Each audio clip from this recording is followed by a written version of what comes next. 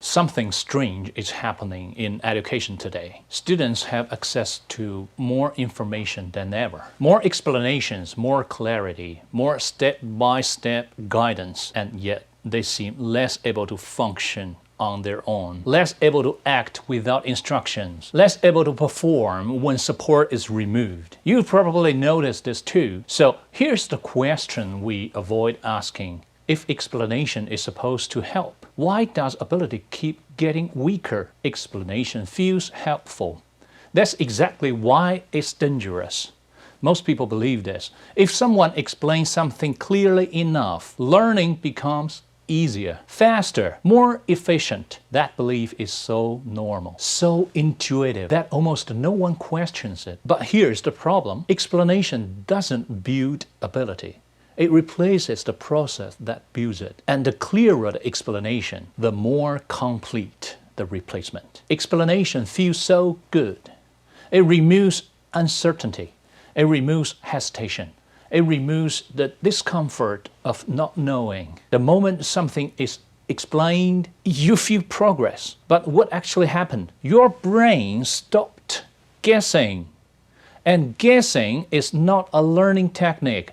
It is the core mechanism. Look at how humans acquire their first language. No one explains grammar. No one defines words. No one clarifies meanings. There is only confusion, repetition, correction, adjustment. Meaning is not delivered. It is inferred. Over and over again, that entire process disappears the moment explanation enters.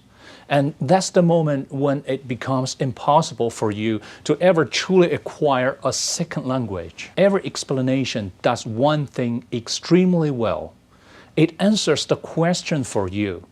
And the moment the answer is given, your system no longer needs to operate. You now know something, but knowing is not ability. Knowing is just to store information. Ability is built only when information is unavailable and the judgment is required. This is why explanation scales so well in education.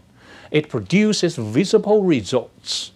People can repeat definitions, follow procedures, pass tests. These are skills. They look like competence. But remove the explanation, remove the structure, remove the guidance, and everything collapses because the ability was never built. This is also why people confuse explanation with progress. After a clear explanation, you feel calm, you feel certain, you feel like you are moving forward. But ability does not feel calm. Ability feels unstable while it is forming. It feels slow, messy, unclear, which is exactly why we try to eliminate that feeling. And explanation is the fastest way to do it. Here is the uncomfortable truth. Explanation is not neutral. It actively prevents ability formation by doing the thinking for you. Every time someone explains, they complete the inference process in advance. You receive the conclusion without performing the judgment. And ability is nothing more than accumulated judgment under uncertainty. My point is, all real ability depends on guessing, inferring, sensing, feeling your way forward, deducing, and intuiting. This is why explanation works against ability, even when it improves performance. You can look better, sound better, score higher, but the moment support is gone, you freeze. Not because you forgot, but because nothing was ever built. This is not limited to language. You see it in music, in sports, in problem solving, or in decision making, in entrepreneuring. People who are over-explained become dependent.